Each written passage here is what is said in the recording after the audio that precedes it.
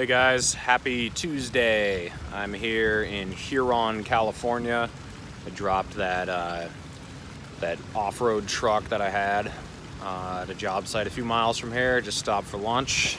Show you my rig is parked over there, all empty. I've got a pilot car with me just because of the length. It's actually not required in California, but it's required in Nevada, so I have it. So I haven't been paying extremely close attention because I've been driving, but I know the trial for impeachment started today, and I wanted to give my thoughts just in general. So I think once you set a precedent like this, it's dangerous, and on a couple levels. So one is impeaching someone who's not president anymore for something this vague. I think that's really a bad move. If he had done something like clearly treasonous that we were impeaching him for, the fact that he isn't president anymore wouldn't affect that too much. But I mean, the allegations are just really vague, that he incited the riot on January 6th. I don't think you can directly say that. I mean, I do think he contributed to the hysteria, but to literally impeach him over it, you need some pretty hardcore direct evidence. He never said, let's go storm the Capitol building, or hey, go, rough up your representatives, or anything like that. He never said anything that's directly, that you can directly link to inciting violence, I don't think. So, as a lot of you guys know, I worked on Tulsi Gabbard's campaign, and I remember when she sued Hillary Clinton, a lot of people thought that was awesome. And I gotta admit, I was one of the few detractors that thought it was really stupid, and I'm gonna explain why. So, for those of you who don't know, Hillary called Tulsi a Russian asset indirectly in an interview. I forget who it was with. It might have been with Howard Stern. I can't remember who it was with. But she didn't even call her out by name, but she said there's a particular person running in the Democratic primary, and I think that the Russians are grooming her to be a third-party candidate. She's a favorite of the Russians, just like Jill Stein was. She's a Russian asset. She never actually named her.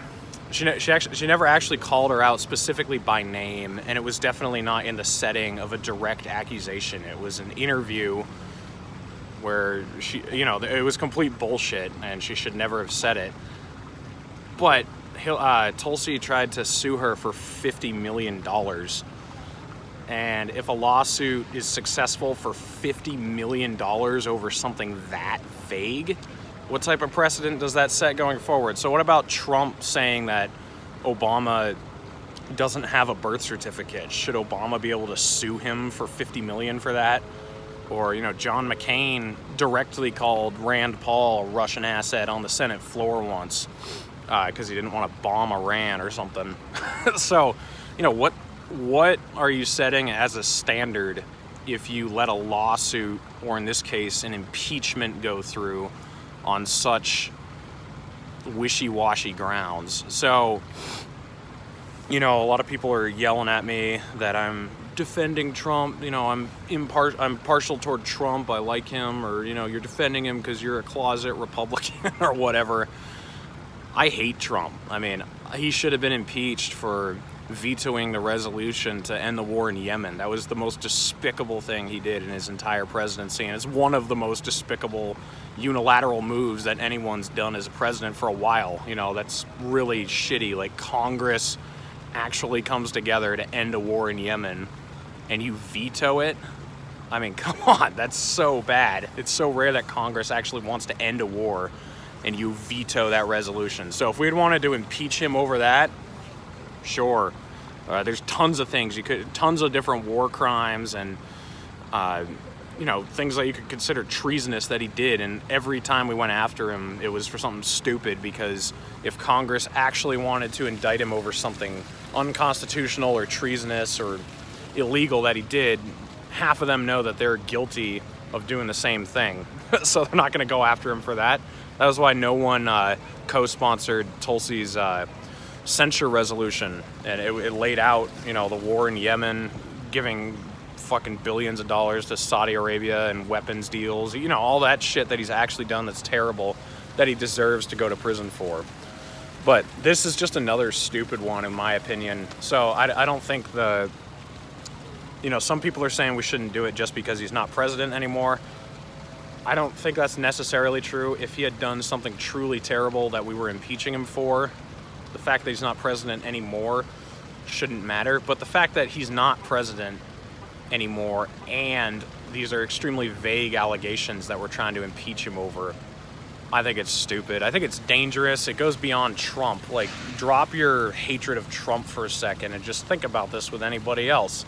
If we get some anti-war candidate or libertarian candidate into office, you know, they'll be able to draw some fuzzy line to some conclusion and impeach him on the same grounds that they're trying to go after Trump for. So think more than 2 seconds down the road. If I were in Congress, or sorry, if I were in the Senate, I would vote against this. I would have voted against it in Congress too, in the House. This is stupid. So, if he gets impeached, I don't feel sorry for him at all. He deserves to be impeached anyway, but not for this. And think about the precedent this sets. If anyone has any further knowledge on the subject and you think I'm wrong, throw it down in the comments. I'll happily look into anything, but that's how I feel. I would vote no. I might be doing a podcast with Jeremy Todd either tonight or tomorrow night. We'll see. And then stay tuned. Dave Smith will be coming on with me, David Feit, and Jeremy Todd on Thursday. And we're going to talk about misconceptions about the Mises Caucus. The whole point of the video is hopefully to show people who are in the position I was that the Mises Caucus isn't as bad as I thought it was, and then people who are in the Mises Caucus to understand why other people might have thought that they were bad, because a lot of the accusations they get are stupid, you know, that they're racists or that they're really just closet Republicans or they're alt-right or whatever.